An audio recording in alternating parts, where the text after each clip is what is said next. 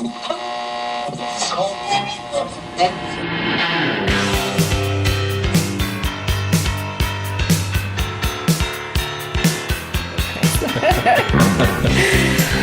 to the Real Estate Show here from RE/MAX Infinity's office in Conception Bay South. It's Monday, November the 6th, and I'm joined today by Chris Janes, who is the Senior Market Analyst with CMHC. Welcome, Chris. Thanks for having me. How you doing? I'm very well, thanks. Thanks for coming out and experiencing this new technology we're doing these days, our vlogging technology. Yes, it's very neat. I like it.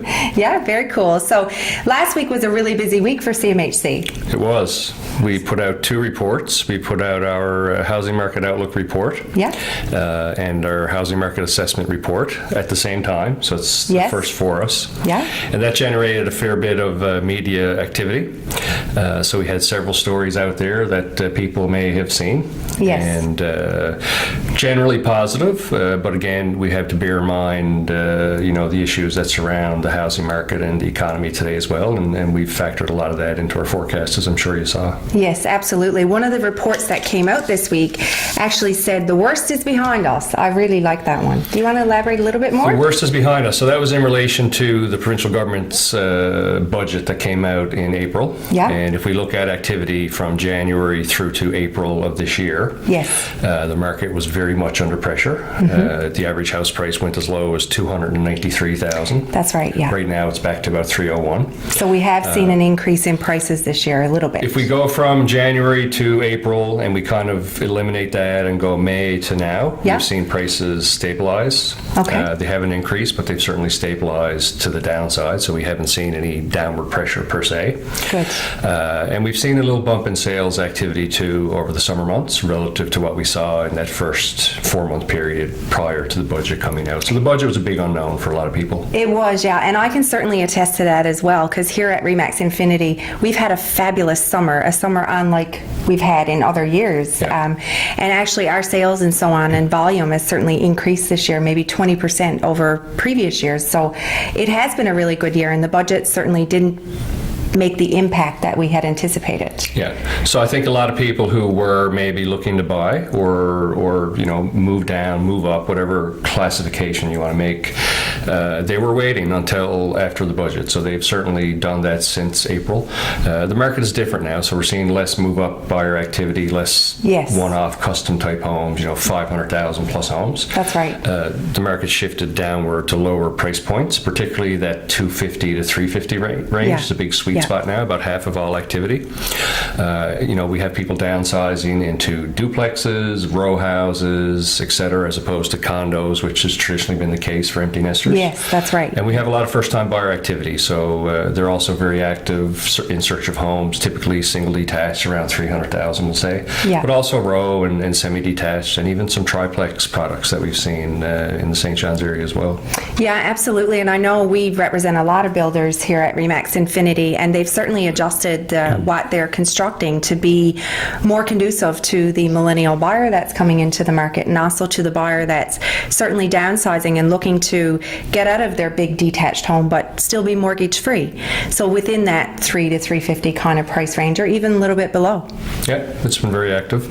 The other side of that equation is there's another home being left behind that's typically going for sale, which is the downsizer, the empty nester. Absolutely. And as you say, that's typically a larger, more expensive home. Yeah. So we have seen slow sales in that area, but again, not enough to really raise any red flags so far this year. No, that's great. And what about our population and employment growth, or is there any population and employment growth?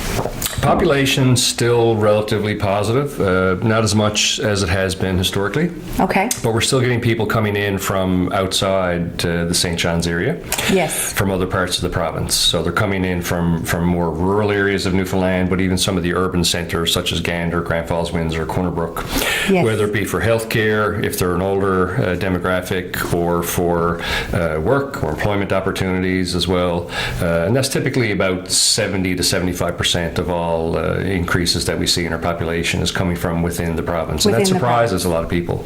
Yeah, I'm not surprised by that, really, because, I mean, St. John's, there is a big hub in St. John's for healthcare and for Memorial University. Yeah. So I think we are attracting a lot of young students, and those young students, they like it here, so they want to try and stay within the province of Newfoundland and Labrador. So, and then again, on the employment side, to answer the rest of your question, and the income side, obviously employment remains under pressure. It's down about 5% so far this year. Yeah. Income is relatively flat. It has rebounded from last year's lows in terms of average weekly earnings that we look at CMHC. Yes. But again, it's relatively flat year to date. So, you know, there are obvious pressures in the market, and the labor market is certainly one of those pressures right now. Yes, of course it is.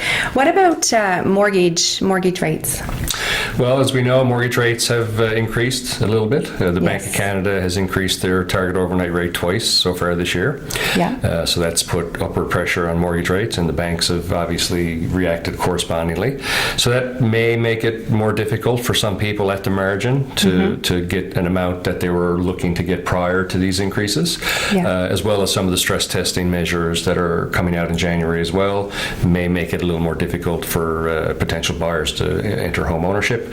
But, you know, as we always say, if it's that much of an issue whereby it means you can't buy a house, then probably you shouldn't be buying a house. That's right. Yeah. You don't. That's what I mean by people at the margin when I say that. Yes. You definitely don't want to be house poor. You certainly want to put yourself in a position where, if interest rates rise, you can weather that storm and you can still have a home for your family to. Absolutely. And that, when I say stress testing, that's exactly what I'm referring to, is the ability to adapt and be able to maintain home ownership if rates do go up from where they are now. It's a smart. I think it's a smart tool that is being introduced right now, and it can only prove favorably to the market overall. Absolutely.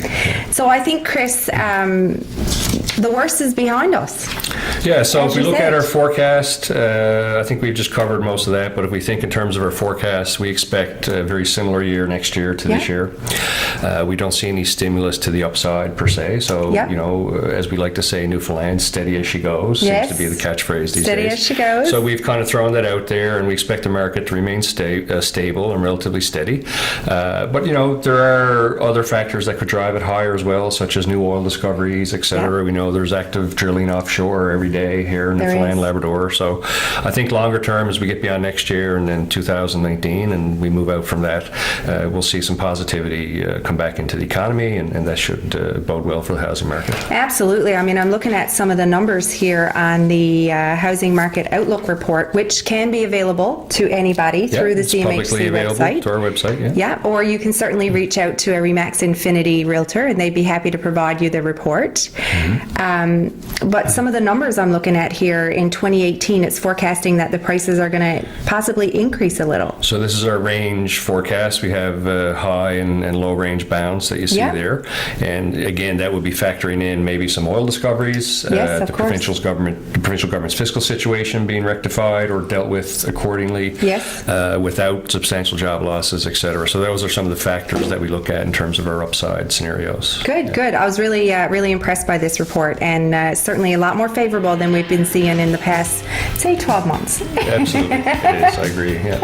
Thank you, Chris, so much for coming out with us today. And thanks for having me. You're very welcome. I'm sure we'll have you again soon. Look forward to it. Thanks. Thank you.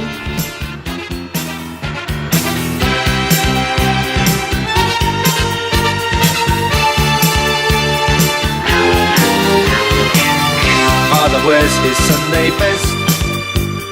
Mother's tired, she needs a rest. The kids are playing up downstairs. Sister's saying